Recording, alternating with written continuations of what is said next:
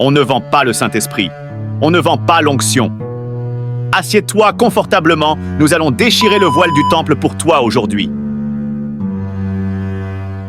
L'ambiance du Saint-Esprit dans l'homme est comparable au changement soudain qui arrive dans la vie de la femme en début de grossesse.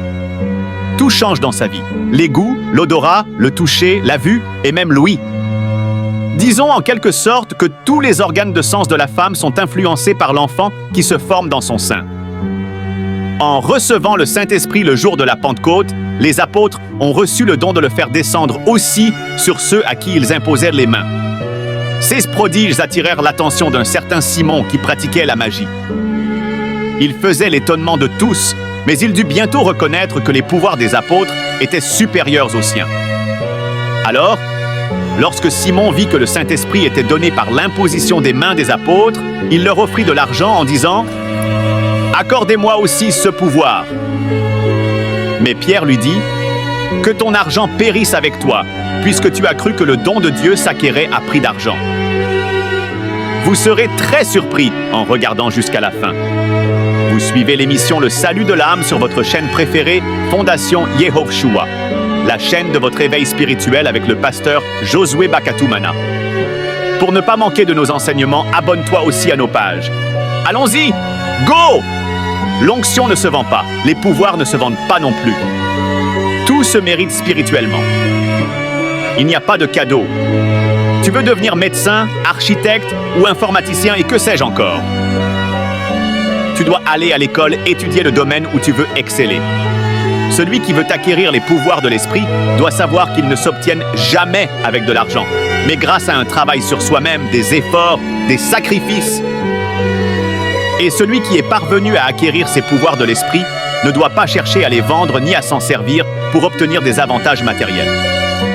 Pierre avait donc bien retenu l'enseignement de Jésus, qui avait non seulement repoussé le diable venu le tenter en lui proposant des biens terrestres, mais avait répondu aussi aux pharisiens « Rendez à César ce qui est à César et à Dieu ce qui est à Dieu et à Pilate. Mon royaume n'est pas de ce monde. » Tiens ça pour toi. Aucun événement dans la vie d'un être humain, aucun bonheur, aucune grâce ne peut se comparer à ce moment où il entre en contact avec l'Esprit Saint. C'est comme un coup de foudre céleste. Mais ce n'est pas parce qu'il a reçu ce coup de foudre qu'il est soudain en possession de toutes les vertus. Le chemin de la perfection lui est ouvert, mais il devra travailler encore longtemps avant d'atteindre le but. Il peut aussi arriver que, n'ayant pas su comment se maintenir dans cet état de grâce, il perde le contact avec le feu divin en lui, et c'est la perte la plus terrible. Il lui sera possible de le reconquérir, mais au prix de combien d'efforts et de souffrances. Si ce feu accepte de revenir, il s'accroche alors si fort, il pousse et enfonce ses racines si loin à l'intérieur de son âme qu'il ne le quittera plus. Il ordonne, il oriente sa vie, et il fait de lui un tabernacle de l'Éternel. Écoute bien ceci. Si nous désirons que l'Esprit se répande sur nous, soyons tous d'un même accord. Malgré nos divergences ici-bas, semblables à celles des disciples, aimons-nous les uns les autres. Là où des frères demeurent ensemble, dans l'unité, le Seigneur envoie sa bénédiction. Retiens aussi ça très bien. L'Esprit, tel du feu, fait fondre le cœur.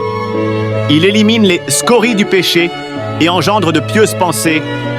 C'est avec ce feu, semblable à celui d'un autel, que les sacrifices spirituels sont offerts. Sache aussi que les disciples que le Seigneur a d'abord employés pour l'essor de la religion chrétienne n'auraient pu faire aucun progrès sans le don du Saint-Esprit. Cela prouve bien que leur autorité venait de Dieu. Notez bien, les effets du Saint-Esprit ou encore l'ambiance du Saint-Esprit est comparable à ta musique favorite suivie à travers les écouteurs. Personne n'entend tout. Ce que tu entends, tu bouges au rythme de cette musique que toi seul écoutes par ton kit-oreillette. Pourquoi la Pentecôte symbolise la naissance de l'Église célébrée 50 jours après Pâques? La Pentecôte commémore l'effusion du Saint-Esprit sur un groupe de disciples de Jésus. En grec, le terme « Pentecosté » signifie « cinquantième ». Selon la tradition chrétienne, ceci arrivait 50 jours après la résurrection de Jésus. Le sens de la vie est la plus pressante des questions.